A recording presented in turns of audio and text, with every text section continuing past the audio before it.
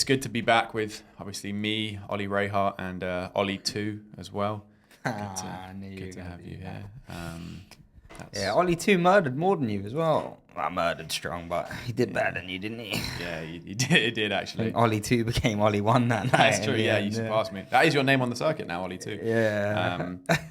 For context, we did a gig the other day, and I got booked for it, and I was like, "Oh, can I get my friend a spot?" And the guy was like, "Yeah, sure." And so and then your friend couldn't do it, so you called me. That is actually what happened. That's actually true. That's actually what happened. Yeah. George couldn't do it, and so I called you, and then we got there, but I forgot to give the guy your name. So when we turned up, you walked in, like the audience is in full view, and so we walked in, and all the eyes like turned to us, and the host was like, "Oh, you're Ollie," and I'm like, "Yeah," and he goes, "Okay, yeah, I didn't know your name, but you're Ollie 2 now." Yeah. And that's what it says on the sign-up sheet. The sign-up sheet, yeah, that was fun. Yeah, it was good. But you did well, actually. Yeah, it was I good. did not do well at all. I was. No, you. Do you know what it is? You're a fucking.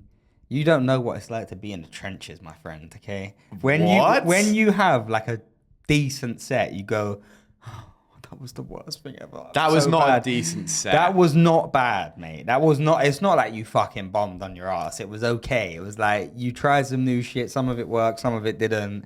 You got some big laughs. You got some nothing. Yeah, But I guess. you didn't die. I've done gigs where people have chased me out of the room with pitchforks. Yeah. So it's like, Well, it felt. One woman was horrified. That woman on the left was horrified by something I said. But again, it was like I did like 17 minutes, and so it was like I was throwing in so much new stuff, and I ended it fine. And two bits did well. Yeah, you got some good feedback, some good data, as we said last time. But good data. Yeah, I did the spot on Friday.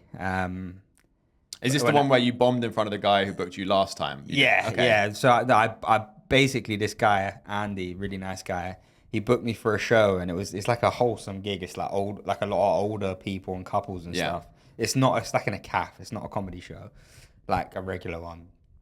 And I bombed on my ass last time, and I just doubled down because I was in that weird mindset at that point where I was just like, I'm not gonna try and change anything. I'm just gonna do what I do. Yeah. And just die with it. Yeah. I'm just gonna die on this hill. You made a conscious choice. You're like, I'm not going to be a professional. I'm gonna just fuck everything up even worse today. So I was just like, here's a joke about eating ass, and then there's just like 4 old people in the front, and they're just looking at me like fucking literally horrified. And then I was just like, okay, you don't like the ass eating. I'll just talk about, anal fisting or whatever. I just doubling down. Bombed there badly, like one of the worst ones I've ever had probably. And then he messaged me for another spot, and I was like, yeah, cool, I'll go and do it.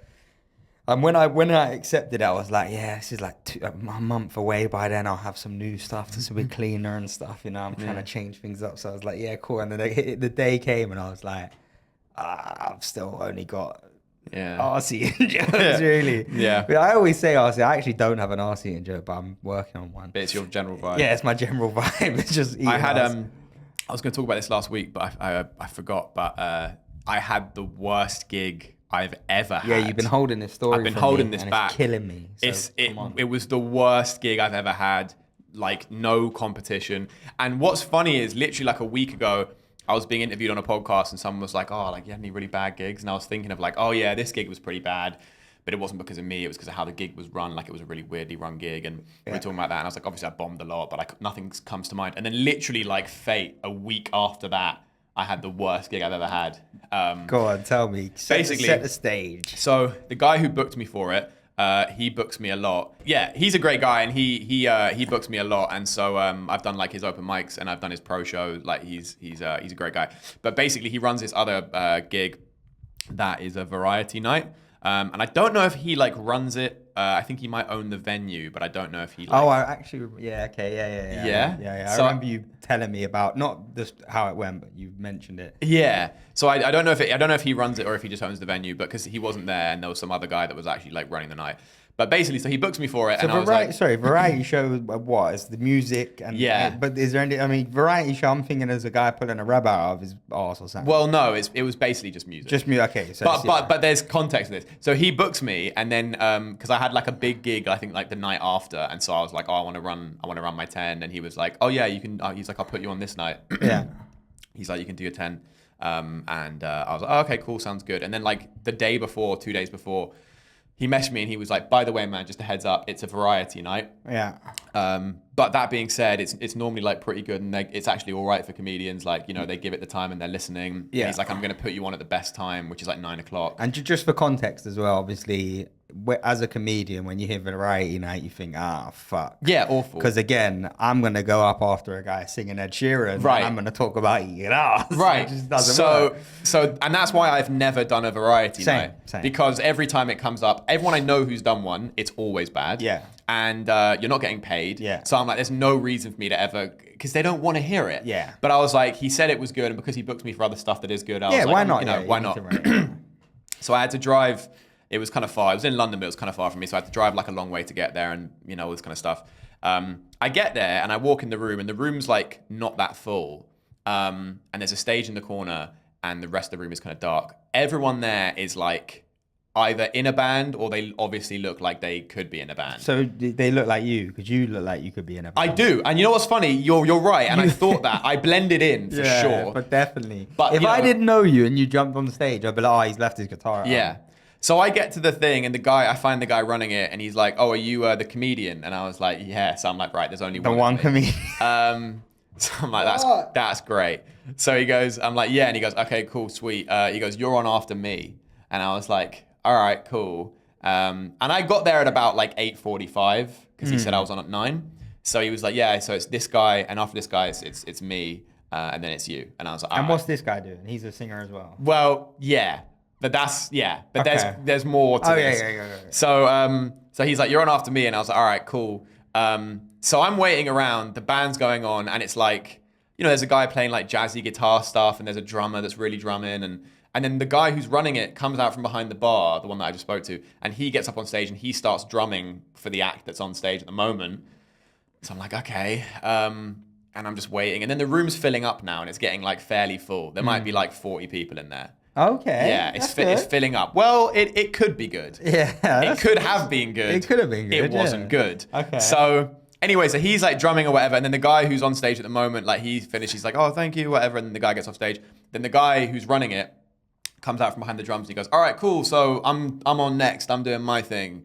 And so he basically starts like playing the guitar and like singing his own stuff that he's done, you know? And it's fine. It's like what you'd expect at a music open mic. It's fine, you know? What style are we talking? What is he? Like he's got an electric guitar that he's playing kind of softful, like slow, slightly kind of soulful, jazzy chords. Okay, I like this guy. And he's Sounds like, you good. know, the singing style is kind of like, oh, you didn't, you know, he's like, it's like soulful, right? Yeah. It's fine. It's fine. Which means it's not great, but yeah. It was fine. It was fine, yeah. Then he's like, all right, cool. I want to do a little cover of a classic here. He starts singing Life on Mars by David Bowie, right? Okay. And that wasn't great. He's like, is there life on Mars? And I'm like, all right, cool. Okay. He gets the guy on the piano involved, and that's the whole thing. Then that finishes, and then and it's been like 15, 20 minutes, by the way. So it's now like kind of 9:10. I'm like, okay, you know? Yeah. Then he goes to the mic and he's like, all right, cool, I'm going to play like 3 or 4 more songs for you guys, and then I'm done. So I'm like, you gotta be kidding me, man. So he sings more and more, and he's like, in between each song, it's like a different setup, and he's just... Anyway, he finishes like his thing. He's like, all right, this is my last song. We're going to go to my last song. Dude, I swear to God, I'm not making this up. I will put the video, if I can. I don't know if that's... Nah, you can't. I can't. Okay, I won't put the video. But basically, I'm going to describe this as accurately as I can, and I'll show you the video after. You will not believe what I had to follow. So he does these songs, and I'm like, okay, fine. It's a music open mic. This is kind of what I expected, but fuck it. He goes, right, it's my last song. So he says, he goes, if you don't like hard shit, then you're a fucking melt, and you should get the fuck out, or whatever, something like that, right? That's what he said. And I'm like, oh, okay, cool. I hate this guy. He starts taking the drums from the drum kit and like moving them to center stage, and he's like laying them out weirdly. So there's like a microphone in the middle, and then there's like a tom drum, which is like a doof, right? And then there's like a snare drum, right, which is like a pff, right? And so he puts those right next to the mic on each side of the mic, and I'm like, what is going on? He calls one of the guitarists up on stage, and he's like, right, we're gonna do this fucking song of mine or whatever. So the guitarist starts playing like crunchy kind of hard rock metal kind of chords. It's like whatever, yeah. And the guy he's got kind of longish ponytail hair, kind of quite big in terms of like quite stocky, like looks like he plays rugby kind of. He goes to the microphone and the guitarist is doing the fucking the guy goes to the microphone and he takes a drumstick in each hand and imagine the microphone's like here in front of his face, one drum on each side of him, and he just starts going like thumping on them, and then as the guy's going, he's going, I fucking know, like I say where the politicians are, like, dude, he's doing like the most aggressive, so much pent up anxiety, like so much, like, and then at one point he goes, and by the way, to clarify, it's not screamo. It's not. He's not doing that. He's just going like that. Yeah. Like, dude, I filmed some of it because I was like, when I tell the boys this, there's no way any of them they're gonna think I'm exaggerating what I had to follow, right? Actually, you know what? I won't play the video. Just fucking play it, man. Let me see. But I'll play a bit of the audio because let me get a gauge for the room here. Here it is. Found it. Okay, so the room is filled with like hipstery, trendy music folk. Okay. And then a bunch of like girls that are like Gen Z-ish looking, and they're all like wearing like ripped black fishnets and dyed hair and nose piercings and so they're chokers. Somewhat into this though, because I'm picturing. Oh yeah, they're having a great time. They're having time of their life, like a pig in shit. You know? So they're enjoying it. They're going wild for him. Yeah, I'll play some of the audio, right?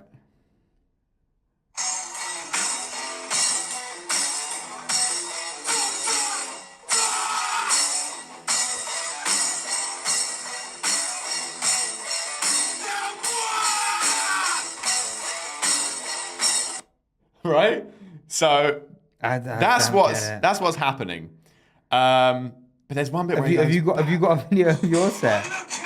Yeah.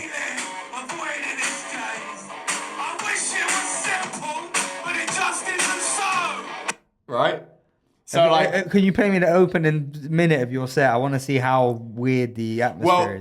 I'm gonna. Okay, yeah, set out. Right? Yeah, fucking hell. So so that's what he's doing, right? Honestly, I'm not even genuine. I would have left. I would have just left. I did consider it. I would have just been I can't do this. But you know what? I drove like 50 minutes to get there, close to an hour, and I was like, I've fucking come all the way here. I've wasted time. I've had to sit through all of this fucking music open mic bullshit. And I'm like, I want to run these new jokes. Yeah. I've got a big set tomorrow night. Yeah. Let me just fucking, you know? Oh, Jesus. Let me just fucking do it. Yeah. You know? And I kind of, and also I was like, if this was me like early into comedy, I would have been shitting bricks. Because I would have been like, oh my God, I don't care. It doesn't who cares of these fucking music guys? I don't give a fuck. So I was like, fuck it. So he's doing this. He's like, bah, bah, bah. Like so that goes on for like, I don't know, 3, 4, 5 minutes, right? After about 5 minutes, you know, he finishes, everyone claps. And then he goes, thank you, right? And then he just runs off stage, right? And then the guitarist steps off stage. So now there's an empty stage. There's no one on the stage, right? So I'm standing there being like, what's going on? Because he said I was next. I haven't heard.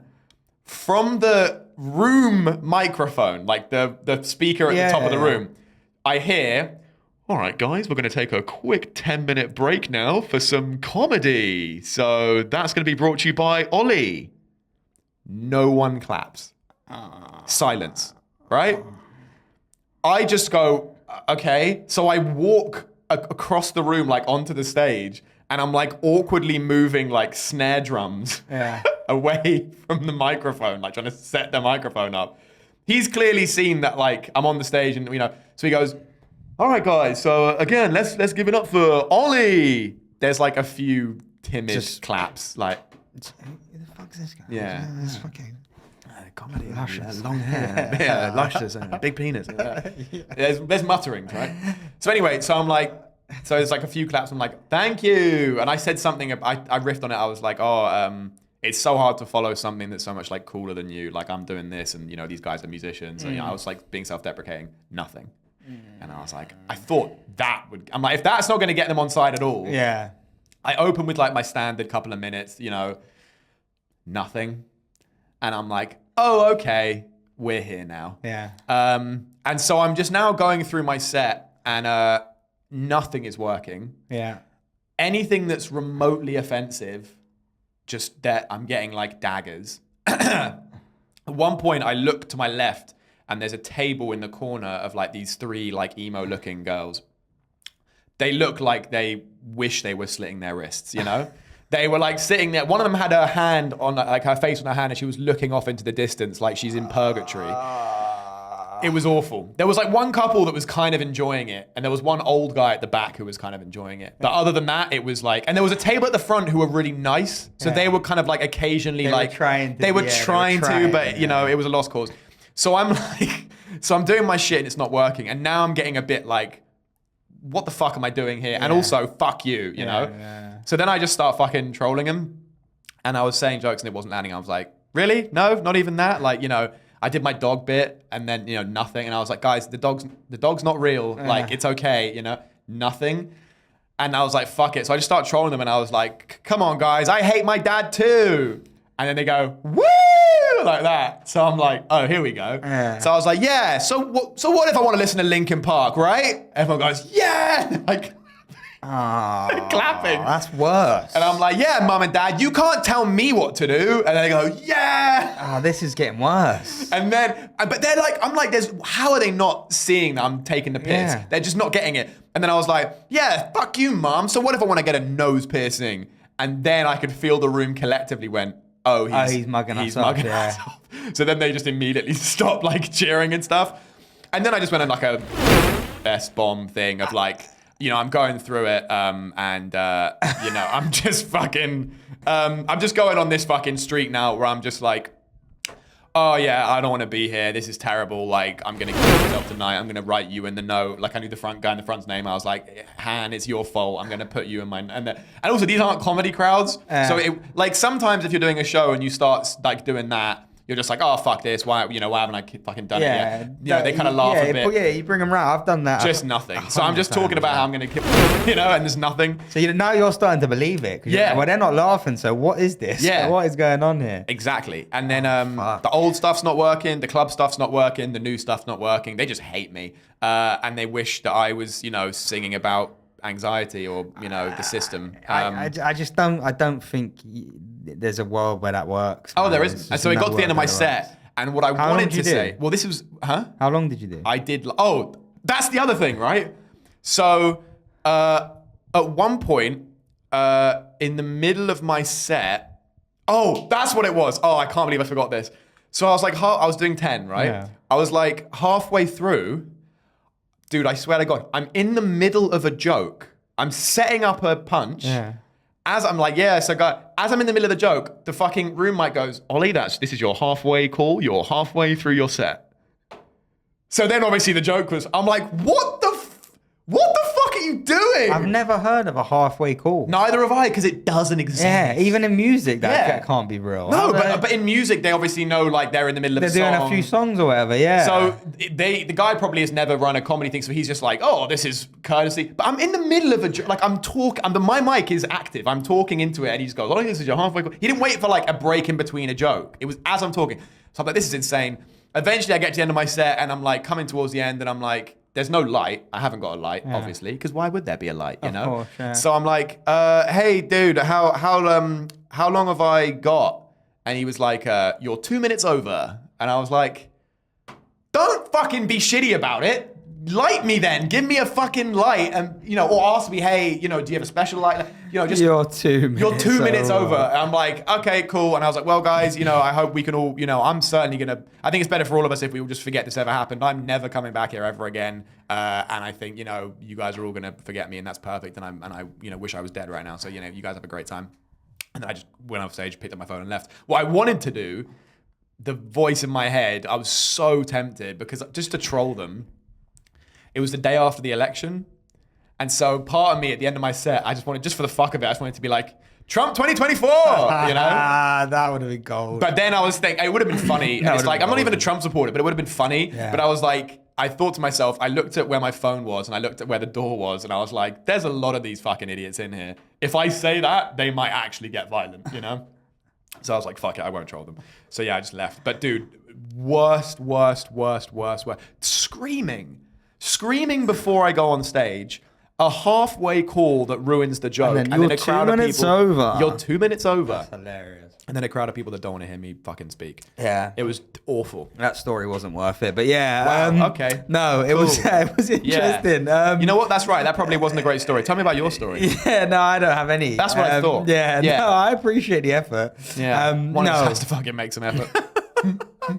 That is a terrible gig. But what do you expect though? You go to an open mic, it's never gonna be good. No, I know. I respect the hustle of going, but you're never gonna go there and like fucking get crowd surfed out. No, I know, but I guess I just figured like, well, you know, the guy said it was all right for comedians. Yeah, he put me on at a good time, but it was just as I was there. I almost feel like you've got to open a show if you're jumping on a music thing. It's like go in there, do some jokes because that kind of tends to warm people up anyway. And then welcome the first. And then welcome the first movie. They should have just got you to host it and just do 10 minutes at the top. Because then at least even if you bomb, it's like all right, well you're not going to fuck the atmosphere up for the music. Yeah.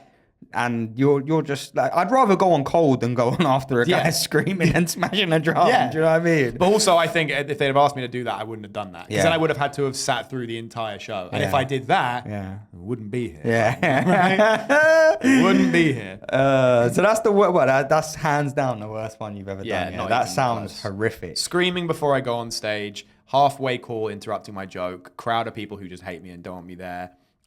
2 minutes over. It's not nice, is it? It's not nice. It was awful. It's not nice. It was awful. No, now you know how I live a little bit, you know? I don't know how you do it, man. No. You're a braver man than I'm fucking clinging on. Yeah. Yeah, no, I've had some stinkers as well. I've never had one that bad, but I've definitely I had one early on when I started comedy and I did it was just like some shit room or whatever. And it was like a fairly full crowd that night. And it was just fucking, I was early on, so I had no concept of like, softening the blow of your jokes. So I was just fucking coming on my dad's face and eating my fucking sister's uncle's arse or whatever. What is it with eating arse? I don't know. You don't have a single eating arse joke. I know. Every time you make a reference, you always go, I talk about eating arse. I know, but that's like that's the quickest way to explain my problem with my style of comedy. It's too vulgar.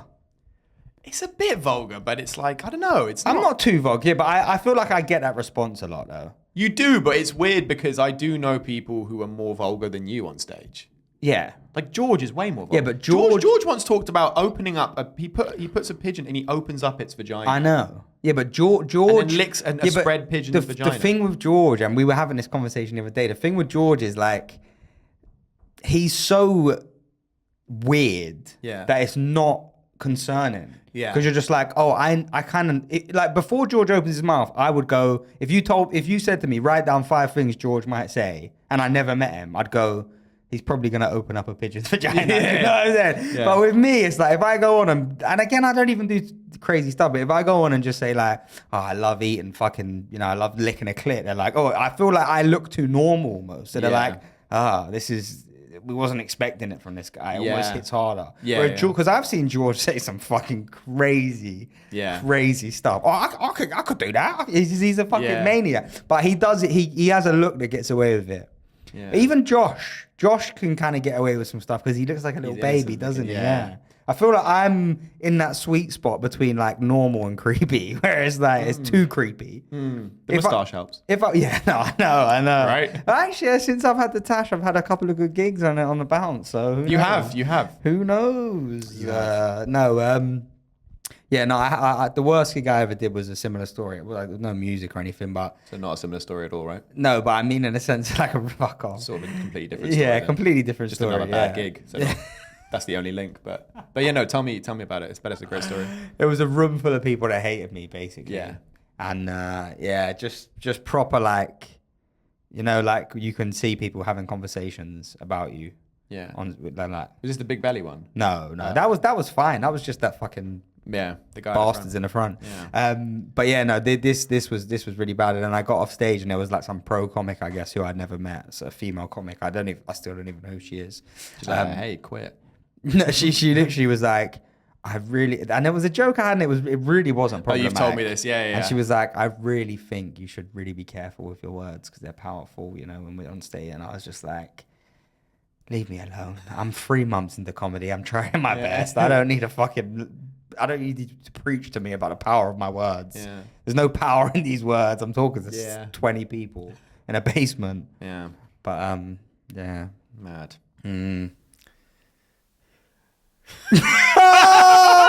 So this is the last episode That's it. We've hit a brick wall. Yeah, that's everything. Is that everything you got? Oh no, I had a couple of things. We need to start talking about We need to start talking about what's going on in the world. We need to start talking. Do you know? We need to start talking about a meme that you've seen. We need to fucking just. We're putting too much on. Yeah, we are. We need to have this story or whatever that happened in life. We should just be like, oh, I saw this meme about a fucking, whatever. Well, we've got a producer now, so that'll make it easier for us to be more breezy with it. Yeah, that's true. Because we'll be more relaxed. Yeah, we have a producer now. Have more fun. Producer Barney.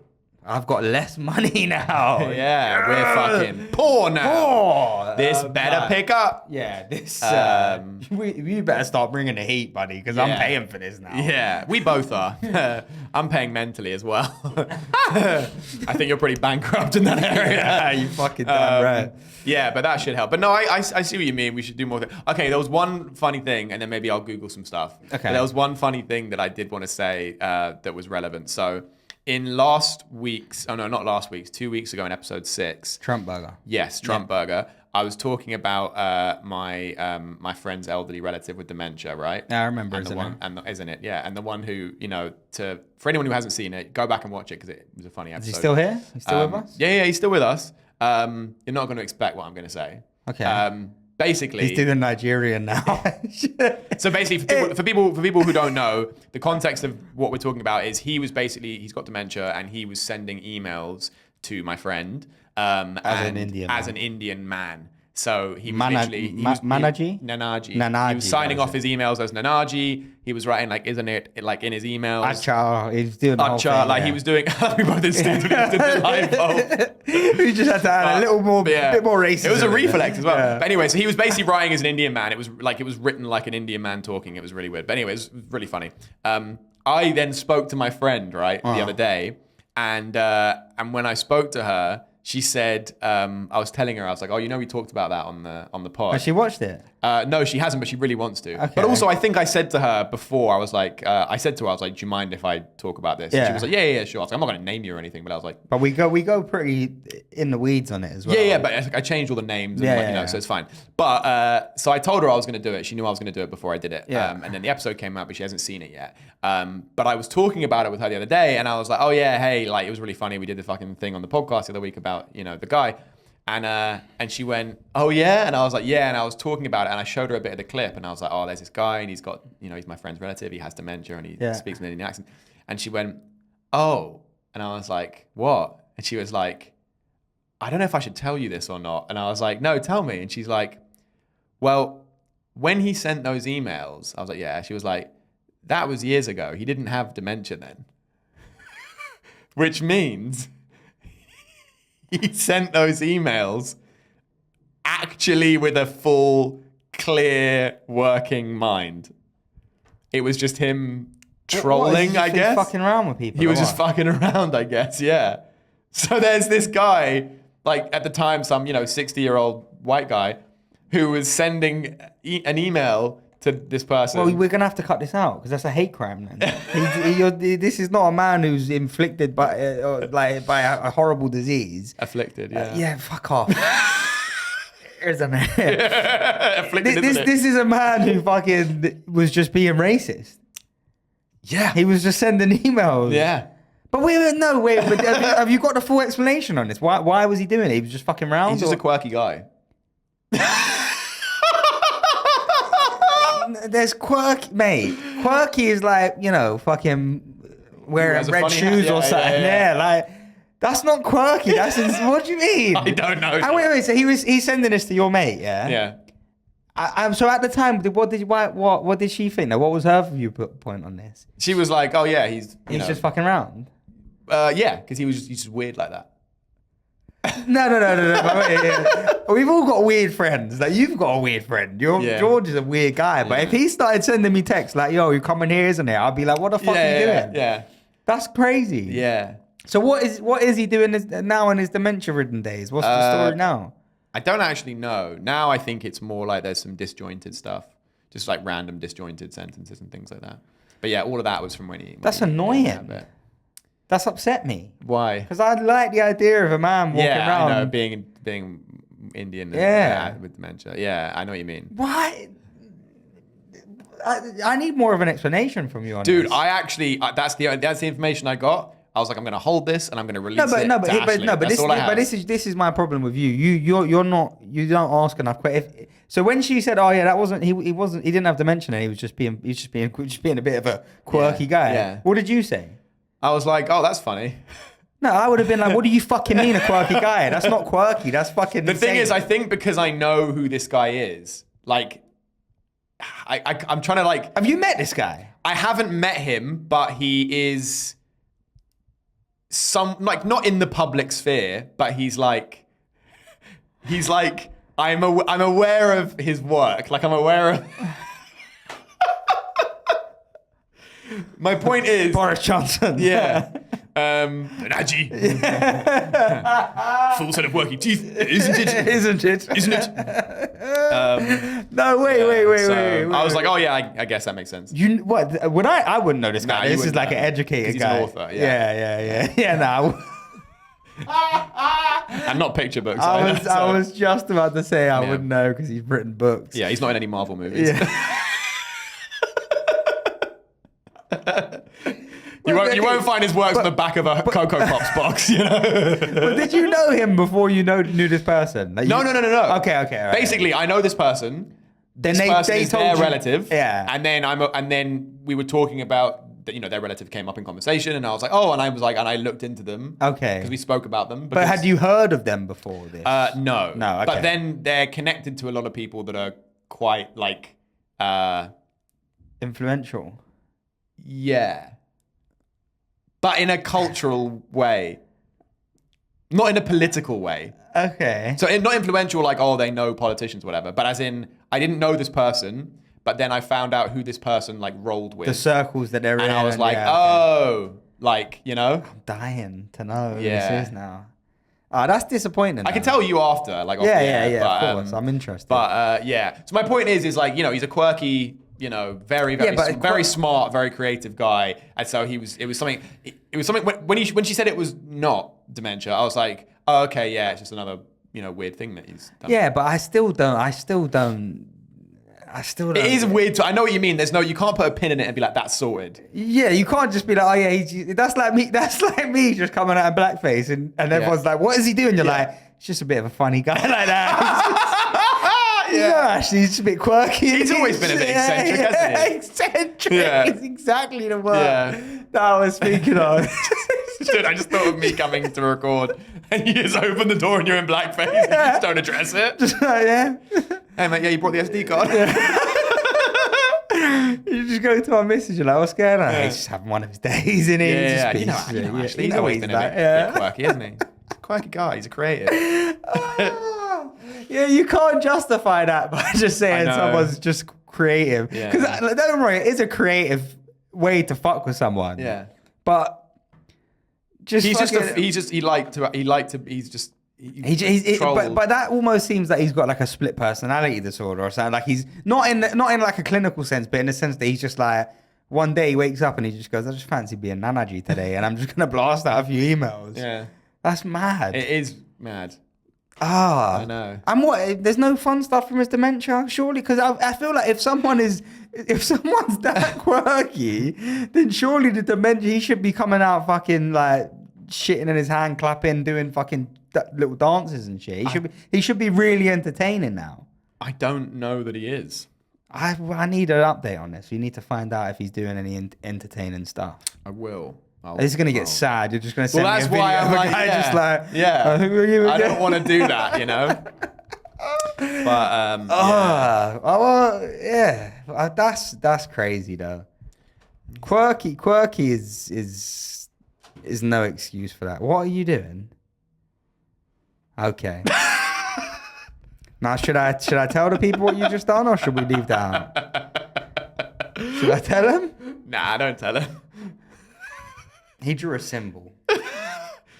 There's a carpet on the floor, and it's like if you put your hand across it, it shows almost like it changes how it looks, so you can make a pattern in the carpet. Yeah, he drew a symbol. We'll leave it at that. Oh. What? No, the symbol just reminded me of Inglourious Bastards. Haven't seen it. You've not? No. Are you joking? It's on my list. I need to watch it. Are you a Tarantino guy now? Yeah. What films have you watched of Tarantino's? Pulp Fiction. Django, Reservoir Dogs. I've been getting a lot of Django. You know what? Kill Bill's been on my list for years, but I've never given it I've always been. It's almost. I've been saving it too much that I've it's not the right time. It's not the right time. Woman power. Oh, it's not your thing. Yeah, I'm you're joking, a bit of a I'm joking. snooze fest, is it? Right? Okay, yeah. No, women beating up men, please. No, I'm joking. What am I watching? The female Olympic swimmers? You know. What am I watching? The UFC? What's going on here? No, that'd be the other way around, wouldn't it? Yeah. Well done. Thank you. No, I did watch that when I was much younger, but I haven't seen that since. No, but I've been getting a lot of Django things popping up on my YouTube suggested thing on my shorts. Oh yeah, like clips. For some reason, a lot of stuff about I think you've been saying M-word around me a lot. My phone's picked up on it because every time I go on my YouTube shorts now, it's like fucking. You know what? Yeah, we used to be in charge. Yeah. It's just a great, but no, it's a great movie. I'm a big. You need to watch Inglourious Bastards. Yeah, no, I know. I've heard amazing things about it. There's a scene which involves the symbol that you just drew, which gives it away, honestly. But yeah, I mean, I don't think it was well hidden. Before that true, moment. That is true. Everyone knows he drew a symbol in the carpet. What symbol did he draw that he won't tell us? Yeah, everyone knows how you feel about Jewish people, right? Well, I'm actually 9% Ashkenazi Jew. Another thing. Shalom. Yeah, Shalom. Another thing about you. Yeah. Just to add to the layers, right? Yeah. Because you're autistic. Yeah. You're fucking, handsome. Yeah, luscious tall, hair, luscious hair. big cock, like funny. things in your bum. Very funny guy. Funny, very funny guy. Are you actually? Have you done a 23andMe or whatever? Ancestry, yeah. So what else was in there? You got any black in you? No. You got any Arab in you? No. You want some? No, I'm a pure blood. You want some? But, You want some? Want a little 2% in you? How would we do that? I'll stick a little 2% in you right now. Oh, you're 2%. Yeah. It took too long to get it. No, I got it. I just... It wasn't good. So what are you? What you got? You got Scottish in you, right? You know what? I actually can't remember. I might be able to log in and find it, but I remember that the only thing I was looking for was the Jewish. Why? And I bagged it. Why was you looking for that? Chosen people, baby. Oh. Ash, what is it? Ash? You know what I said when I went on there? I went on Ancestry DNA and I was looking. I was like, oh, where's the Jewish? I see the Jewish. You know, the first thing I said was Mazel Tov. That's what I said. That's what I said. Yeah, you got foreskin though, right? I don't talk about stuff like that. Yeah. I'm a gentleman. I've seen it. Yeah. You've seen part of it, but you very can't see long. the whole thing, you know? Yeah, very long. You don't own a telescope, so you can't see, It's like it's like Jack and the Giant Beanstalk, you know what I mean? Oh my god, Jack and the Giant foreskin. Oh my god. You wear it as a shawl.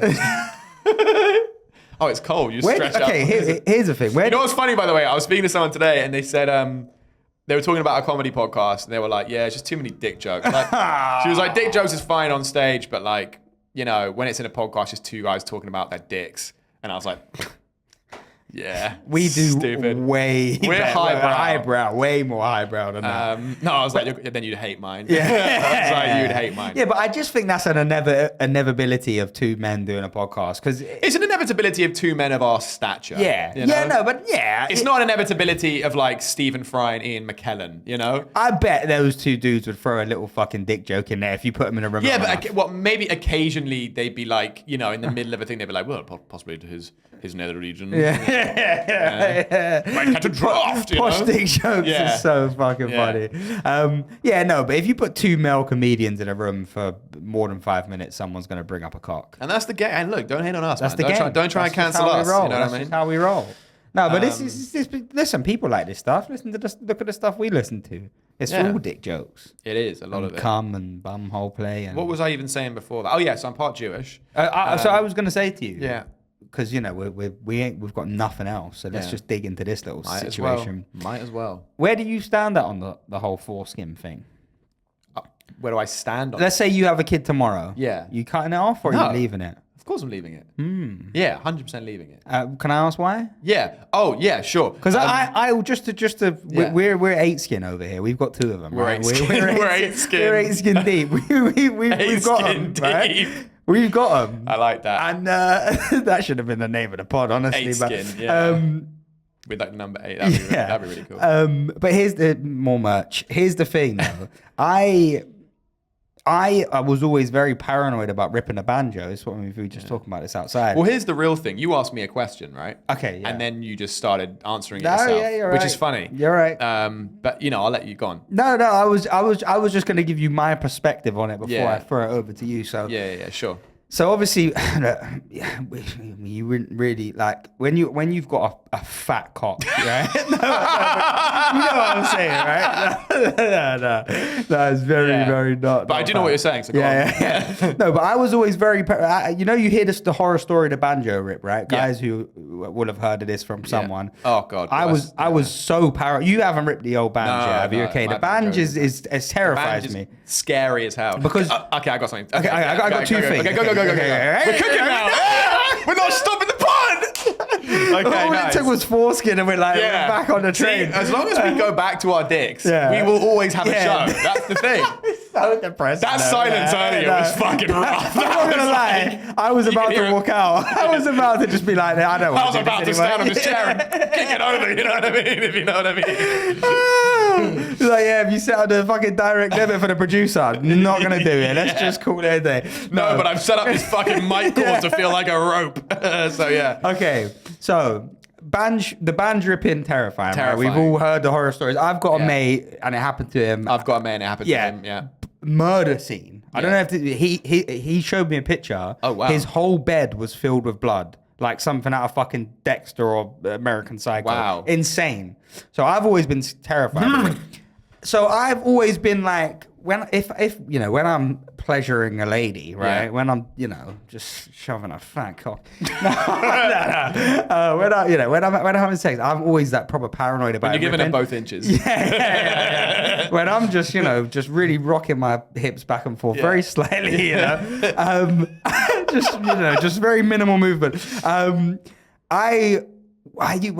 so much now because I'm a little bit more experienced with my bell end. Sure. But when I was younger, I don't know if you ever did this, maybe this is just me, but I used to like pull the skin forward a little bit before I put it in because I thought if I put it in when it's it's gonna go too far back and snap. Yeah. So, but that used to bug me because sometimes you just want to get straight in there, and I'd be like, I got to readjust here. I did the same thing. But then what I started doing was... You got to get them wet. That's what I wasn't doing. literally beat me to my own joke. Oh, was that literally just... You're such an asshole. I'm sorry. It was literally... I thought that was too quick setting for it up. you. I was setting it up. I was like, you know what I like to do? What you haven't thought of. You just go... And that's how you fuck, right? Because how I fuck, I set the scene, light some candles, make it go, whoa, this is an experience. And I'm lighting, and then I go, and here's the gift, right? Yeah. You just go...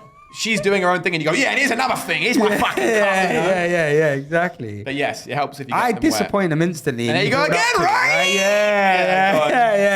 Yeah, go on. No, okay, anyway, so that's what I was, the whole thing about getting your kid chopped, right? Yeah.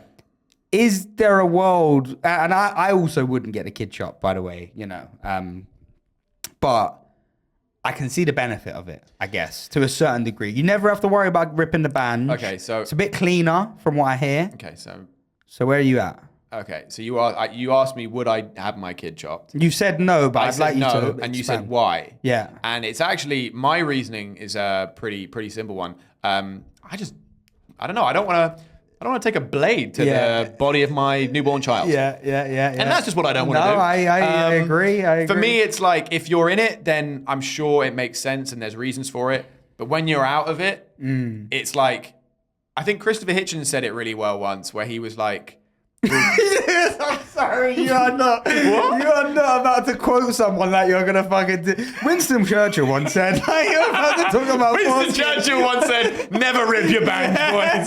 Always lube up before you go in. You just quoted. We will fuck them on the beaches." We will fuck them on the battlegrounds. You just quoted it like it was fucking Aristotle or something. I think it was Socrates that once said, a clean fucking foreskin is a good one. Well, I am actually quoting Christopher Hitchens. Okay. But he was talking about, he was debating, I think it was it might have been a rabbi, but he was debating someone about, religion, and one of the topics was circumcision. And he said, I don't see how you can, he's like, I've got children, and I don't see how you could look at a newborn bundle when it comes out of your wife, and the first thing you think is, oh, let me just start hacking away at its genitals. I don't see how anyone who is not indoctrinated with something could think that could ever be a possible thing that would make sense to do. No offense to anyone who's done it. And by the way, we're somewhat of a minority in the world now, we are. I would say. I mean, 100% of me. White people, Yeah. is most of them still got the foreskin. I would say all of my friends in that are America, white have no. gone. In In America, everyone gets it, which Yeah. is wild to me. And by the way, so I've heard a lot of comments on podcasts that are like disgusting. They call it anteaters. They do. They think it's weird. Yeah, but also, but here's the thing, dude. I'm bringing fucking foreskin back, all right? I know. Let's do the movement. Let's I'm do all the about movement, this. the Yeah. A-skin movement. A-skin movement. A-skin, Let's dude. go. Because Fuck it up. here's the thing. It's like, first of all, I think the hygiene stuff has been quite debunked. Yeah. It's As long as you pull it back and you pull it back fucking and you wash it, yeah. it's not hygiene. But also, it takes away so much sensory Pleasure, shit. yeah, the sensitivity, So right, much, yeah. like so many like nerve endings and shit. We'll get, I don't know, a fucking nerd in here to talk about. But when a young lady pulls back your foreskin and just licks that tip, it's like, yeah. Yeah. It's like you turn to Professor Frink. With the penis and foreskin. Yeah. It's great. But yeah, so, it's great. okay. And I couldn't imagine. I like that. My dick is super sensitive, like super sensitive. I had to really learn how to not come quick. And even there's been periods. Where Don't tell me you started doing some tantric fucking meditation or something to you have to be one with the semen. Don't tell me you started doing that Be shit. one with the semen. You know those people that there's a movement. No, Did you start doing that? I could see you in elephant pants, just fucking like just taking a fucking drumstick straight to your cock and just trying to train it. Do you know what I'm saying? Just like fucking dipping your balls in green tea and humming or something. I could really see that for you, and I don't like it. Why don't you just be like the rest of us and disappoint hundreds of women? Why don't you do that and just come instantly and just apologize after like a gentleman instead of fucking rubbing your dick on sandpaper trying to fucking cut off the Because nerves? if someone didn't give women orgasms, then we wouldn't even know what they are. I don't look at it like I'm a guy, I make women come all the time. I look at it like I'm an explorer, right? If I don't hack away... Indiana Bones. That was good. Yeah. But look, if Christopher Columbus didn't go and discover America, we wouldn't have America. I mean, we'd have a version of America, but it wouldn't be America. You're getting in ropey territory. I'm just saying. We wouldn't have America. We wouldn't have America as we know it now. I'm saying we'd have Native America. Yeah. But I'm saying, you have to start, trailblazing in a way. So... Just FYI, I don't come quick. I actually struggle with that. I come slow. Yeah, I can come quick depending on if I haven't been in, because I'm uncircumcised. If I haven't been in raw pussy for a while, then it's like 3 strokes and I'm done. I remember one time it's like a hug from you. You know when you're like 8, 9 when you first start getting the feeling in your dick. And you get a teacher with some fat tits, and she hugs you, and you just feel like you're just warm and you're safe. That's what raw pussy feels like when you raw pussy is just the best. It's the best thing in the world. It is. It is the best thing in the world. It is. I wonder if I want to ask like a gay guy I know if they feel about guys' butts the same warmth and like thing that we. I've seen a few man's arseholes, and very very recently we saw George's. I can't imagine. But also as well. Like I fucked girls' assholes, so I know what an arsehole feels like. Same. It's not the same as pussy. Pussy is like it's this magic. Okay, look. Here's the thing. Pussy is like this is the most bro. No, but I don't care. No, but I know. Like foreskin and pussy, dude. But this is the only thing that gets us up for it. That is true. Yeah, fair enough. We're on the verge of quitting a minute. No one's listening anyway. No, pussy is like. is like your mum making you. No. But listen, let me finish the analogy. Pause, Okay, right? Here's the thing: pussy is like your mum bringing you a cup of hot chocolate on a cold winter's evening, Yes. and an arsehole is like your dad who never loved you. It's cold. It's not inviting. There's no love in there. Yeah. I've fucked arseholes before, and But you still want to be inside it, right? yeah, you still want it to hold you a little bit, right? No, but anal sex to me, I can't imagine, even as a gay man, when you be like, it's not warm. It feels whenever I've done anal sex, it hurts me. It hurts my ass, but no, whenever I've done anal sex, it's like it feels very like. Let's fucking get this over with, you know. Like I'm just gonna fuck your ass, and it's aggressive. It's violent. Yeah. It's not like you can't fuck someone in the ass and have like you can't make love in the ass. I don't know, actually. I don't know, man. Whenever I think there's a level you get to, right? And I think I've had experiences certainly. But I generally do get what you mean. Yeah. But wait, what was I about to say? You've had experiences when you've been fucked in your ass and it's very that's not what I sensual. said. No, I'm saying no, There's no reason to be homophobic, though, right? No. So let's calm that down. You keep fucking throwing that on me, and I'm really, I'm starting to like it. Hey, if the shoe fits, right? Like, if the shoe fits. No, I think, raw pussy. Oh, that's what I was going to say. Yeah, raw pussy is the best thing ever. But if I haven't been raw in a pussy for like an extended period of time, like a couple months, then when I'm in raw pussy, it's like, you know that moment when you go in raw pussy and you're like, uh-oh. Yeah. Like as soon as you go in, as soon as you go, like she's already really wet, it's really warm, and you just go in, and as soon as you put that first deep stroke in, you just put the guy all the way in. Generous, right? But okay, you know, shallow, yeah. You know when you go fucking spelunking in a cavern, right? Like deep, right? You know when you're in some ocean gate territory, right?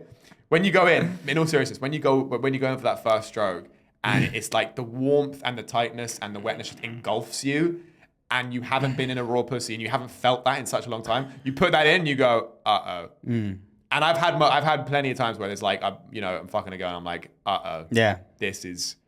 And you know what's annoying? I get in my head, because I'm a fucking insane person, where I'm like, she's not going to know that I'm a good fuck. Yeah. Because she's caught me on an off season. Same. She's caught me when I'm on the bench and I've been subbed in. Yeah. And I was like, I wasn't expecting to fuck tonight. And now I'm here in a raw pussy that I wasn't expecting. And I'm like, oh, fuck.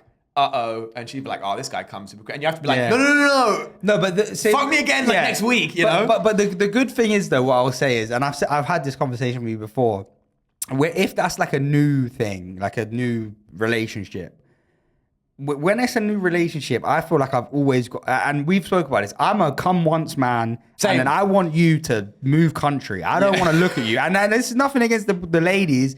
I just have nothing in me. Like, if instantly after I come, if you suck my dick for half hour, I will come. Yeah. But I don't want to. Yeah. It won't be enjoyable. You're stealing cum. I'll literally be like, as I'm coming, I'll be like, oh, here we go. Occasionally, I can go to. I can as well. Occasionally, there have been times where like the circumstances right. Yeah. The girl. Or that first one doesn't really pop off. Yeah. Sometimes that first one. Or sometimes just whatever reason you just, I don't know, the mood is right. Whatever it is. Yeah. I'm like, cool, let's grab another one. Yeah. But generally, I'm like, I like to take my time, have like the fucking good. I had that. And then that's it. I want to fucking, I'm done with it. Yeah. I actually had that fairly recently, and my missus was shocked. She was like, "You never want to go again." And I was like, "If the mood's right, I don't know." Yeah. But here's my thing: if the relationship's new, you know, you've got that motivation. If it's like the first time you slept with a girl, you've got that motivation. Because I hate fucking after I've come. Yeah. Some guys like that, where it's like they grind down. It's like, I don't like it. I hate that. It actually it bores me and it's uncomfortable. It makes me feel like a hole in my head. And it's just, it feels uncomfortable for me. So I don't like it. My balls start tightening out. But that's why I'm always like, I do loads of foreplay. Yes. I love foreplay. I love eating pussy. That's why you got to do it. I love eating ass. I'm in there. And that's an insurance policy as well. That is an insurance policy. If you come first, you've already made a bust out 6 times. 100%. You're good to go now. Like I used to have a thing in my head where I'd be like, okay, cool, I've got to make sure she comes at least 3 times before I'm fucking her. Oh yeah. Because then that way, if I do come too quick, she'll be like, well, I've just come like 3 times. Fucking hell. I mean, this is dessert. You know? Yeah, he deserves That's it. the thing. Yeah. But Yeah, I'm not gonna lie. Coming quick is very very embarrassing. But so just on that as well. That's what I was gonna say before. I genuinely, from whenever my sexual escapade started, very young as we established. Yeah. It was a mum in some furry slippers and a packet of Benson and Hedges and a dressing gown. I'll show you the ropes. Oh my God. Is that little Ash from round the way? You're actually not far off. That's what's sad about it. No. Has anyone ever touched this before? No, but here's the thing, right? From when I first started, doing anything sexual to when I was, honestly, until about 2 years ago, it was hard for me to come. Yeah. Like, all of my friends would be like, oh, I come instantly. As obviously, you have the rare occasion. For you, right? Yeah. No, it's you. because sometimes you just want to crank it out, right? You do. So... Even by yourself, it was hard to come. No, by myself, I could go, hey. By myself, buddy. We're talking sub 60 seconds over here. Me myself. You ever heard of the Road Runner? No, but I don't know what it was. Maybe it's like a mental thing where I was like, I need to, keep this going, like subconsciously or whatever. But obviously there'd be a rare occasion, but most of the time I'll be fucking like 25 to 30 minutes minimum. That's a lot. A lot. Also, cardio is a thing. Yeah. Like, you get to the point where you're like, you know what's funny? I don't know if you have this. I find that whenever I'm at like fluctuating periods of like, I'm healthier at this period, I'm less healthy at this period. Like, some periods I'm like more in the gym and I'm eating clean. Some periods I'm eating all this bullshit, whatever. Like right now, I haven't been working out and I've been eating Dominoes, cigarettes. No, Dominoes and cigarettes is a constant. I have Dominoes every week. I have my Dominoes. That's my fucking autistic. That's Ollie day. Yeah. And cigarettes is a constant because that's the love of my life, really. But no one will ever compete. But aside from that, even in my... That's a sad statement to make, bro. Cigarettes are beautiful, man. I've got such a love affair with cigarettes. Cigarettes. I hate Here's the them. thing. Cigarettes are the best thing in the world. They're not. Yeah, They're worse, cigarettes bro. are great. Kids, smoke up, right? No. Kids, stop. Don't listen to him. Let me do a PSA for the kids. Kids, this is a message for the Gen Z crowd out there. Stop vaping, all right? No, that's true. I agree with that. It's so bad for you, right? Start smoking cigarettes, I agree right? with that. Start smoking cigarettes. It's I agree. When people say smoking's not really cool anymore, it is fucking cool. Smoking is cool. It always has been cool. It always will be cool. Yeah. And people that go, yeah, but now that no one smokes, it's still fucking cool. Second of all, it's just the best. Third of all, there's something you get from a like, there's so many moments with cigarettes that are like, they're an amazing thing that is not the same with vaping. Like that feeling of like, okay, every guy I reckon will understand, and probably girls too, but I'm speaking from the point of view of a guy. Every guy will understand this, where you've been on a night out with your boys and it's got to the point where it's just you and one of your boys left. And it's the end of the night, all the pubs are shut, all the clubs are shut, nowhere's open. Edinburgh, baby. You've maybe, you've maybe got like a leftover bottle or a fucking leftover drink from somewhere you just were. You're walking the streets, everywhere's shut, it's like a ghost town. And you're looking down, you're like, fuck, all I've got is like a little pinch of backy left. Your boy hasn't got any cigarettes left. And you roll up that last one, and you skin it up, and you share it, and you twos it. And you're sitting there being it's like... almost, it's borderline homosexual how close you get there. Yeah, it's as close as you can get. A razor thin line. Oh, man. And you're just sitting there and you're like, that's where real brotherhood comes out. Oh. When there's two of you there, you've got like one half bit of fucking cigarette between the two of you, and you fucking twos it and you go fucking smoke up, son. It's like we're in the fucking trenches. That's when you become like military. I agree. Can I just say, I do smoke cigarettes at the minute. I never did for most of my life. I'm trying to quit. Did you not? No, I smoked weed for years. When did you start smoking cigarettes? When I was like 22, but that would be when I have a drink, very occasionally. And then like 2 years ago or 3 years ago, I had a couple at work and stuff. And then obviously the last year or so, I've been smoking pretty regularly. But good man, I will say this: I don't agree with his stance. I don't think you should smoke because I mean he's 30, could be 45, right? And that's what I'm trying to say to you kids. Okay,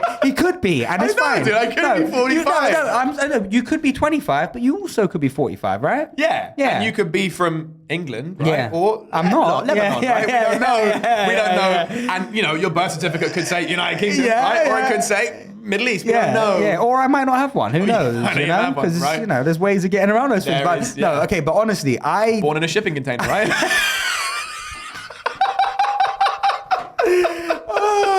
Fuck, man, it's so spot on. No, but here's the thing. I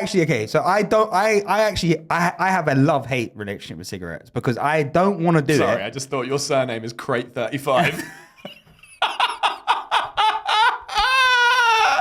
You are a fucking wanker. Sorry, go on. Right.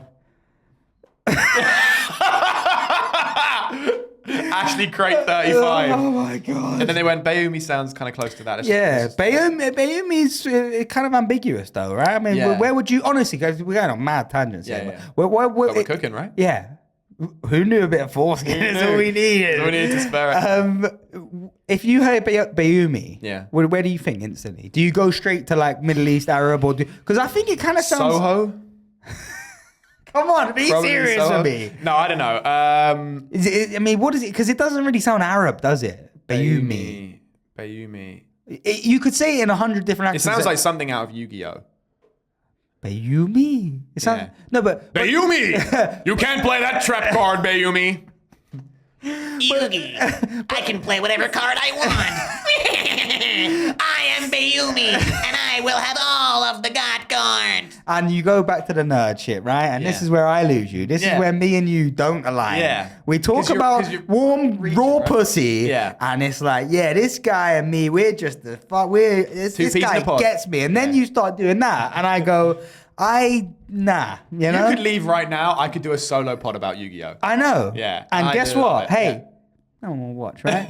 I mean, no one watches this, but no one Hey, will you watch got that. a young nephew. He'll watch, right? Okay. Okay. But you were saying, go on. Okay, Forget the Bayumi Crate thing. Forget the name. Yeah, forget the name. Go on. cigarettes. Cigarettes. Okay, yeah. I want to finish my thing. You were saying something. Okay. Okay.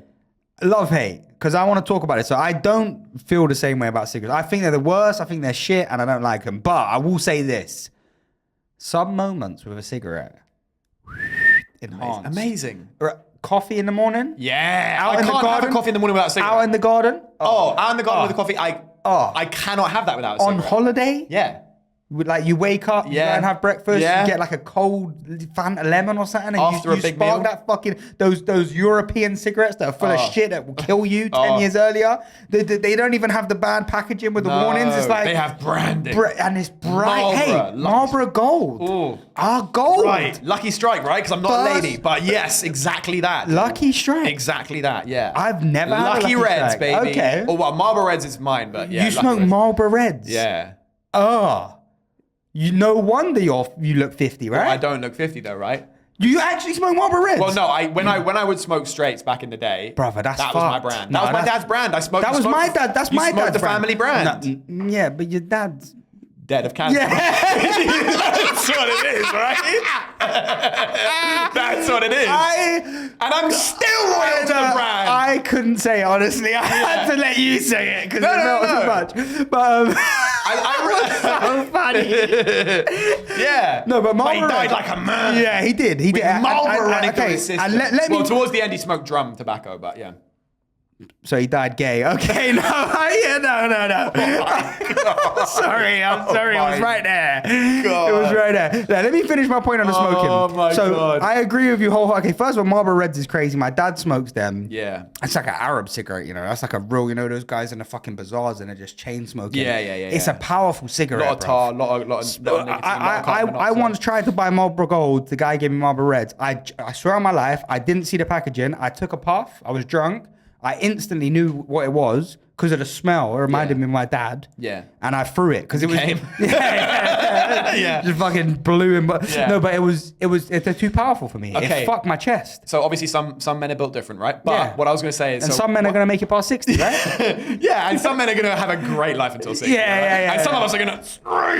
That's true. That is No, true. dude, no, in all seriousness, talking to cigarettes, right? Like special cigarettes. One of the best cigarettes I ever had, maybe the best, was I started smoking when I was 15. I was smoking weed from 14, and then I started smoking cigarettes at 15. And I remember I used to have to try and do it slyly. My dad would always tell me off if he ever found out I was Yeah. smoking cigarettes. He got my godbrother to Did see he have an my accent, Facebook your page. dad?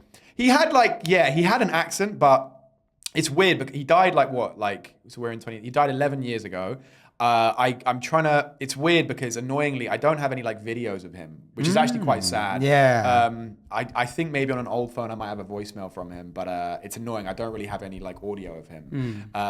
But it's hard to remember when someone's been dead for a long time. I know. I hear you. But I know that he had an accent, but it wasn't like that. Yeah. But he had Russian in his Yeah. voice for sure.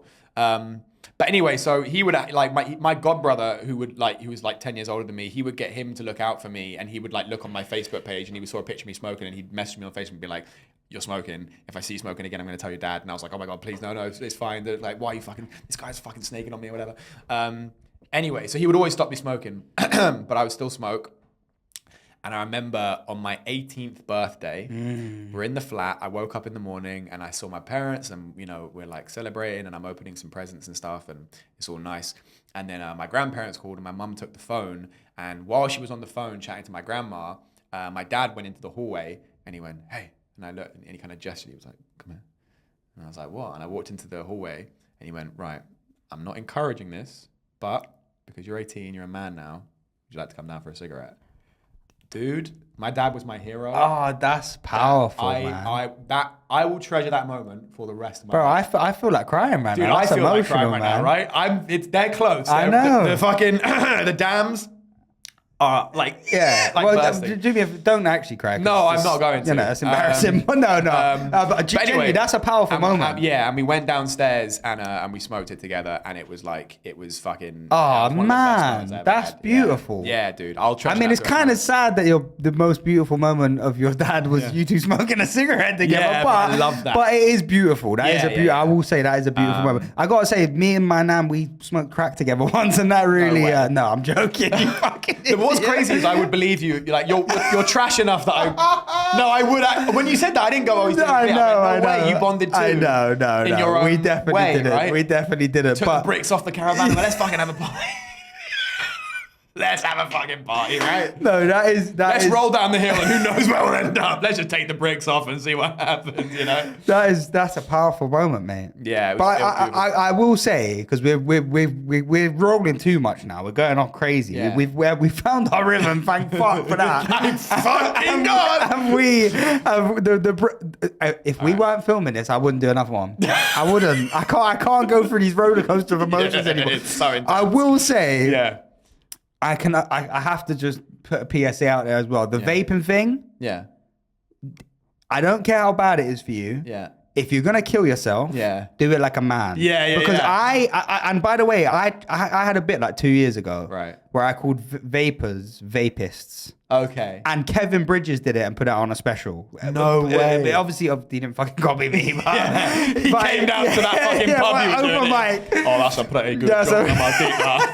I saw some half-white kid.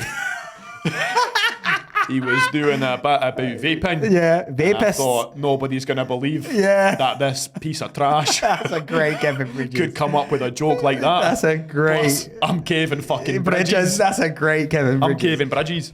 But yeah, vapists. Because I think vapors are on par with rapists. Okay. That's my take. I think vaping is the most disgusting thing. I hate it. If I went on a date with a girl and she pulled out a vape, I'd leave. It depends if she's good looking. She's good looking. Right? She's gonna let me do it raw. No. Well, if you're on a date with her, probably not. Yeah, that's true.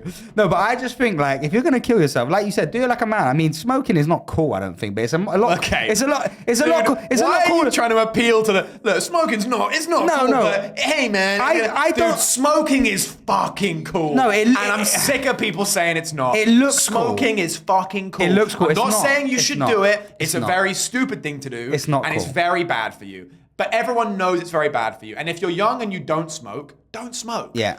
But if you smoke, yes, quit one day. And if you're older, you should Quit when? When are you gonna quit? Okay, so this is a great question. So there was a Because you're 30 now, right? Yeah. That's a milestone. It You should have is. done it already, huh? No, because there was. I'm gonna do it when I'm 45. Look, you're just gonna keep pushing it back on you. Because there was a study that was done that showed that if you can basically kind of smoke till 35 and kind of be okay. Also, doctors pretty much say that too. Like it is a thing where, but basically, What because doctor obviously- has said that? You give me a quote right now from a doctor that said you could smoke till you're 35. I don't know, dude. He's a doctor. But what? Dr. Seuss? Who is it? There's no doctor that said that. Dr. Feigelstein. You trust him My now? fucking You Jewish trust him uncle, now? yeah. If not, why not? Checkmate, right? Yeah, because of the symbol on the floor. No, but you basically, I can find the source. Rory Sutherland was talking about it in an interview, but he was talking about marketing in the ads for cigarettes, and they were talking about anti-smoking ads. And part of it was that the data actually does show that if you quit by 35, you can pretty much get away unscathed. I've got anecdotal evidence of this. But there's always anecdotal evidence. But this is like general. Everyone has like a nan that lived till like 102 and she chained it. Like there's always like. No, I'm saying like. My nan stopped smoking when she was like 60 or whatever, and she went, which is obviously a lot older than you're saying, but there is, I know a few people that like quit and quitting at 60 on to live fairly healthy. You've done a lot of damage. But she died literally of old age. Of old age. Okay, Purely old age. Like no problems with her lungs, no problem with her brain, nothing. That is a freak case. Nothing, yeah. But generally, if you smoke until 60, your risk of like stroke, heart disease, heart attack, all that kind of stuff. My mum had a stroke when she was like 50 something, and then she quit smoking, and she's been fine for a while now. But there, I think that the whole quitting thing is a big thing. Like, as long as you do quit, you can repair the damage. So I think I spoke to a guy once who said he spoke to his doctor, and his doctor said by 45, but that feels a bit too late for me. But 35 is like the line where there was a study that was done, but they kind of covered it up because they didn't want people to like be aware, because they wanted to encourage people to stop smoking. I can't wait till your 35th birthday and we have a cigarette outside, and I'm gonna fucking laugh at you because you ain't gonna quit at 35. You have too much love for this. I love it. And look, I agree with you. Smoking is cool in a certain way because it's like, you just light that bitch up. It is cool, but do you know I think is more cool? Oh, here we go. Being healthy. Being healthy, yeah. Going to the gym, getting in shape. And can I say, that's why you're never going to make it. That's why you're never going to make it. Do you know what I think? Because you don't have that edge. Oh, and you don't have I have an appreciation. Because you have long hair and you smoke roll-ups, you have an edge. No. I've got an edge. I'm going to do it one day. That's an edge. Okay, that's a big edge. No, you're on the edge. I'm on the edge. Yeah, I got mixed up.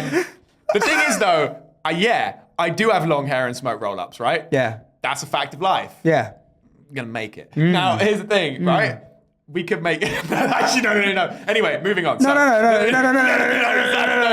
Go. No. Fucking go. No, because now if you don't, I'm going to be thinking that you don't like me. And I'm going to be sitting here wondering what it is. Yeah, you are. That's what it is, huh? Anyway, what I was saying is the thing about cigarettes Tell me. are fucking sick. They are sick. I don't know. I kind of agree, but I don't like the passion. Don't get me wrong. There are times where I smoke and I'm like, I actually really am not enjoying this at all. And I'm like, I'll have a cigarette and even morning coffee, whatever. However, you smoke the licorice papers and shit, right? They're the best. But when they're the best. That must be blackening up your lungs. Everyone I know who wasn't smoking licorice, they borrow one. Next time I see them, they're smoking licorice. But can I ask, what is it? Because I've had a couple of them off you. It burns a bit nicer. It's a bit like, I don't know. It doesn't, everyone thinks they taste sweet. It doesn't taste sweet. I hate licorice. It doesn't taste like licorice. It just burns a bit nicer. I can't explain it. But now when I go back to Are they worse for you though? I don't know. Maybe, but I don't know. Just visually, they look like they'd be worse, right? Maybe, because it's like brown. But also, wow, that's... No, but I'm saying, but everyone knows brown things are, a bit worse. That's pretty... What? No. That took a dark turn, right? I'm saying the darkening of the lungs, right? That's what happens. The lungs go blackface. That's how you kaput. Okay. Anyway, the point is... Did you like my use of kaput there? That's I did. Jewish term, isn't it? Is it? I think so. Kaput's Jewish. I think so. I didn't know that. Yeah. It's like chutzpah. Okay. Yeah. Chutzpah. Chutzpah. But anyway, you probably got some Jew in you too, because you're from the Middle East. Yeah, but we, like you're around there. No, but Egypt, we did, we. What? Huh? You took care of that? Yeah, no, I'm just saying, we. You took care of that thing the Pharaoh asked you to do? No, our relationship with the Jews, right? I must have forgotten. Tell me. No, we gave them work. Huh? A lot of employment opportunities. I actually know nothing about the history of this. Me neither. I don't know if anyway, this is dangerous territory. The point is, dude, cigarettes are fucking cool. And I'm not saying, if you don't smoke, don't smoke. It's fucking stupid, right? But if you do smoke, fucking enjoy it, because cigarettes are great. Okay. And I see a lot of people smoking. And I'm really wait. I see a lot of people smoking, and they're just like, they're just standing outside, fucking chaining like a. I'm like, you're not loving it, When I fucking toke a cigarette, I'm like, oh, that's the shit, I like to live in the moment and fucking appreciate. Like when I'm eating food, I'm like, oh, that's fucking good. I like to really try and enjoy it, and I know I sound like a cunt when I say that, But cigarettes, I fucking love them. And I think part of the reason I love them is because I came up on the culture of like rock and roll, heavy metal, where it's like all my heroes were like fucking metalheads who would like fucking play guitar and fucking drink fucking shit, and they'd fucking chain smoke cigarettes and fuck groupies and play on stage, and it was like the rock and roll lifestyle, and they were just living like fucking artists and shit. Or like writers like Hunter S. Thompson, who would just fucking sit at his typewriter and do drugs and smoke cigarettes from a fucking cigarette filter. You know, Hemingway, whoever it was. All the fucking badass fucking creatives from back in the day, they're all fucking chaining cigarettes. Jack Kerouac on the road, all this kind of shit. So I've got that fucking thing of like, yeah, you're smoking a cigarette, you're fucking being an artist. Like Bill Hicks fucking smoking on stage and shit. It's like there is a romance to Chappelle. There is a romance to smoking. There just is. I agree. And I think pretending there isn't is stupid, and it's for fucking losers, you know? Okay, can I want to get on this train with you. Get on it. Jump on. There's room. By the way, separate carriages, right? But there's room. That was funny. Thank you. I meant smoking carriages and not smoking carriages. Whatever you say. That was fucking good. Thank you. I'm on the train with you. I agree. Like smoking, there is something fucking, artistic and magical and just, salt of the earth, even like the working class side of it. I love, like, you go to work, you fucking smoke a cigarette, you're grinding, you're trying to... Yeah. Or like, that's one angle, like the fucking, the grinding the working class and fucking you're on the site, you fucking got a fag hanging out your mouth, just going home doing it. Or the fucking, like the artist thing, like you were saying, like standing outside a fucking comedy club in New York, it's 1 a.m, you're about to go on stage, and you're chuffing, you're like, you're going over your bit in your notebook and someone's like, hey, you got a Marlboro? Yeah, here you go. Smoke up. All right, fuck it, let's do it. Flick it off, and then you breathe the smoke out. Hey, Cindy, you walk up on stage. All right, guys, let me talk about this fucking shit. Right, light up a cigarette on stage. What's the fucking deal? I will say I did an outdoor gig in Kent once, and You smoked on stage. I smoked on stage, and it felt cool, right? Because I was bombing. So I go. I don't care anymore. Boom, pulled out the cigarette, lit it, and then I just then I was fucking killed, and they paid me. No, but okay, I want to get on this train with you. I agree, it is cool, but I think do you know what's putting me off this? What? You're too on this train. You're driving the train. Yeah. Like if you were just like, I think smoking's cool, and vaping is for losers. Yeah. I'd be like, bro, I'm fucking with you. But when you're going, I fucking love cigarettes. It's making me just be like, cigarettes have given me so much. Again, wrinkly skin, bad sleep patterns. Dude. No, right? But no, I'm kidding. Limp cock, right? ED, right? Yeah. No, but tell me what things they're giving you. Erectile dysfunction. Come on, what else are they giving you? But you smoke too, bud. I know, and that's why I know you got it. Okay, it takes one to know one. But the thing is, I just think there's. I agree with you. There's a great quote again from Christopher Hitchens, and he was talking about drinking, right? And he was saying, I think he was quoting someone else when he said it, but he was like, I've taken a lot more from alcohol than alcohol has taken from me. Now I like that. Now I like that. I've taken a lot more out of alcohol than alcohol's taken out of me. And I like that. And I feel like the way about cigarettes. It's like, okay, look, realistically, if I stop smoking at 35, and also I'm fairly adaptable, like if I get to 35, I will reframe myself as like, you know what, when I was younger, I idolized that kind of lifestyle, and it was the romantic fucking beat poet kind of energy of like the artist, cool. But now I'm like, okay, I want to be in my later stage of life. I want to be like in my fucking, got my shit together, got some financial security. I'm a father, I'm a fucking husband. Like that's my identity, So I'm like, I'll be able to pivot, I reckon, and get off it. But if I can smoke until I'm 35, and then, and also I'm still being fairly healthy. I don't do drugs. I don't really drink much anymore, and haven't for a few years. How's your sleep? My sleep's not great. Yeah, my sleep's not great. And that's more important than diet and exercise and everything else. Sleep I know, is the most Matthew important thing. Walker. Yeah, so I've been trying to fix it, but I'm really far behind on that. Okay. But if I quit smoking at 35, I sort my sleep out, I keep exercising, I eat fairly clean, and I have a good life, and I have joy in my life. That's another big fucking thing. Like I've got friends around me, I'm laughing a lot, I'm doing what I love for a living. If I'm blessed enough to have a life like that, and I quit smoking at 35, I reckon I'll still live to probably at least 70, if not 80. But Maybe longer. Yeah, and that's fine. And I'd be fine with that. I'm on board with what you're saying. I don't like all those cigarettes. I don't like the amount of passion On a you date have with a for girl, this. you're looking over across the No, table. I know, and but you're rolling a cigarette, being like, "I'm going to ask her this question. I can't wait to fucking." You're just the conversation's flowing. Yeah, but see, now you're just the wine's there. No, You're but like, no- "Oh, dude, it's amazing." But What? now you're just like fucking randomly throwing in cigarettes into like a great situation. Yes! You're like, oh, you're on a date. You're like, oh, you just fucking buy your first house. You're just there with an estate agent. You roll up a cigarette. It's like, no, that's not. Do how you it see? works. The fact that you can incorporate it in any No, situation shows that it makes it better, dude. You said yourself, it enhances it. It makes every No, situation better. I do agree. I just don't. I don't like. I worry for you. I don't like the fact that you're this passionate about your love Yeah, but for I'm a cigarettes. passionate guy, and I'm so. I've never heard you speak about this for anything. Me and you are obsessed with the idea. Wait of till you hear me speak about the Jews. I'm kidding. Those are my people. I'm 9%. Baby. I'm 9%. yeah. It's the worst part, yeah. Well, it's not the cockroach. That's for sure. Here's the thing, right?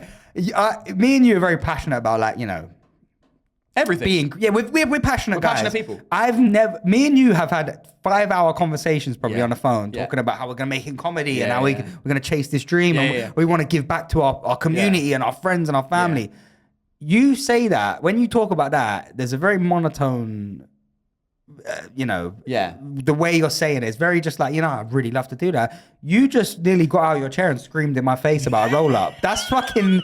Do you know what I'm saying though? Like, I get the passion. I'm just saying, I think you're a bit too passionate. No, about but you this. know what? And it I is? agree, but maybe you're too much. Maybe I am, but also like I've always been a passionate guy. I fucking love cigarettes. That's what you My did. dad was a passionate guy, and also I remember my godmother. She said to me once, we were having dinner. This was after my dad passed away, and my dad liked to smoke. He liked to drink. He liked his meats. He liked his cheese. He was a real man. He was a real man. He really fucking got sucked the marrow out of life. Like he got everything like out of it, And so he died at 63.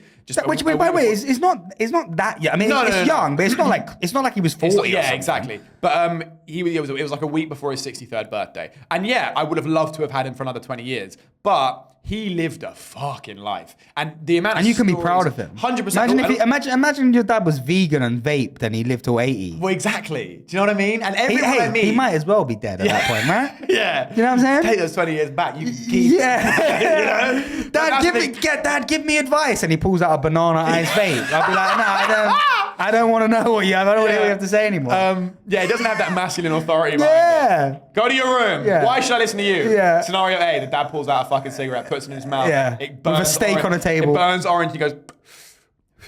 If you don't, you're gonna find out what happens. Oh. All right, Dad. I'll go to my room. I shit myself.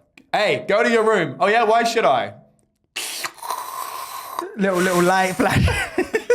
and you just smell cherry. No way. No way. We both said cherry. That's bad. We're back. The party's going. But anyway, my dad was a passionate guy, and everyone I meet who knew my dad, they're always like, "Oh my god, your dad." They tell me stories, and I'm like, I want to have a rich life. And I remember I was having dinner with my family once, and it was me and my godbrother, and my godparents, and my mum. It was after my dad passed away, and my godmother, she's Bulgarian, so she's very Eastern European. And my dad was obviously Russian, so they got on really well. They both fled communism from their own respective countries, and my godmother, she loves cooking food and stuff. She makes these big Bulgarian meals and stuff, and she makes, Ollie, eat, you need to eat. Always need to eat. Why are you not eating? It's a lot of that. I didn't know your godmother was Jordan Peterson. That's amazing. That was not Jordan That was Peterson. close. No. You need to eat. You need to fund yourself. No food is not good. But anyway, she'll feed me all this food, and I remember one time I was eating, and I had she poured me a glass of red wine, and I was eating some food, and I was really, and then she served me the food, and I went, oh my god, and I was eating, and I had my eyes closed, I was really in it, and she said, Ollie, I love cooking for you because you are just like your father, because every time I cooked for your father, when we do a big dinner, he has his wine and his cigarette and his food, and he really just enjoys it, and I can see in your face how much you enjoy it, and I'm like, that's how I fucking live life. Like, my girl says it to me all the time. Every week when we do Domino's, and I get us Domino's, and it's my special Domino's every week, and I get it, I take that first bite, and she looks at me with this kind of loving look, and she kind of strokes me, and she's like, look at him, I'm like a pig in shit. I'm so happy just in the moment with It's like watching pleasures. your slowest child figure out a puzzle or something. You're like, it's like a proud moment, isn't it? The way you just described your bird looking at you, he's like, Look at him. Yeah. Look at him. She probably does look at me like I'm disabled. You know. She's not wrong. Yeah. I am autistic. Yeah. Technically, that's a disability. Yeah, we spoke about this. I'm still fuming about But that. yeah, cigarettes are great. No. Be like rock stars. Fucking smoke. Smoke. Smoke Fuck it. it He's got up. me on board. Smoke, Yes. fuck raw pussy, eat ass, Yeah. just fucking live to the fullest. Live And to you the know fullest. what? If you die at 50, at least your son doesn't have any pictures of you with a fucking vanilla ice vape in your hand. Amen to Fuck that. vapes. Fuck fucking vegan impossible meat. Hell yeah. Eat steak. Do you like steaks? Love steaks. You like a steak? Love a What's your steak. favorite cut of steak? Well, here's the thing. I have a thing about this. I'm a filet man. I like a rump. I like a rump as well. Do you know what I mean? No, rump is like, don't get me wrong. You know what it was? I had the best Rump steak is of a my cheap life. cut, by the I way. know it is. And that's It's the not, thing. not a great cut. I know it's not a great saying. cut, but like, listen, okay. How do you have it cooked? Don't tell me you have it well done or some shit. Jesus Christ, what is wrong No, with but you? you What know, is you're wrong with you? autistic. I don't know. You might Yeah. do some shit like Don't put the autistic shit on me. What is fucking wrong I with don't you? know. I thought you No, might I have been- I have it medium rare. that. Same. Yeah. Okay. No, I like a rump cut just because it's quite thick. But I had a steak the other day and I can't remember what the cut was, and I don't actually know. but I know Ribeye, who- sirloin. No, it Flank. wasn't. I mean, I love a ribeye. What did it look like? I know every cut of meat. No, but he served it Brazilian style, like it was all Picanha. sliced up, and it was like Picanha. It might have been picanha. It's picanha. Dude, this guy, it was the best thing I've ever had in my life. Where was it? No, it was a friend of mine. He has a fucking like houseboat, and he was doing like a thing on the side of the fucking thing, and he was like grilling Nice. it up on the grill on Nice. the barbecue thing that he had, and it was like Brazilian style on the skewer, and he sliced it down like that. no. He was just bringing out a tray, Okay. like a board, Sliced like meat, a cutting board, yeah, a yeah. chopping board, and it had like sliced it, Yeah. and he had like this stuff all over it, like this kind of breadcrumby kind of shit all over it. It was melting. It was. You ever had chimichurri with a steak? Don't think so. Fantastic. I'm You're honestly, a banging cook, to be fair. Ash is actually a banging cook. My boy downstairs will vouch for me. One of my boys is here. He's at 9 o'clock, right? Yeah. Well, once a year or so, he basically begs me to cook him a steak because I make a mean steak. So one day I'll cook you a steak. Please we'll do. make some stuff. We'll Please do. have a steak night. Yeah, and I'll fuck you after. Yeah. Nice. Yeah. Good job, well done. She's been in the kitchen all night. Go on, you've earned it. Yeah. Give me that foreskin. How long are we going for? I think that's a wrap up. I think that's a wrap. Hour and a half, baby. Yeah, Okay, that's good. We're Oh, back. First 20 minutes was shit. First but 20 yeah. minutes were rough. Okay. Thanks for contributing for that as well. Subscribe. Like, subscribe, smoke, eat ass. Smoke and eat Fuck ass. raw pussy. Fuck raw pussy. Thank you. Let's go.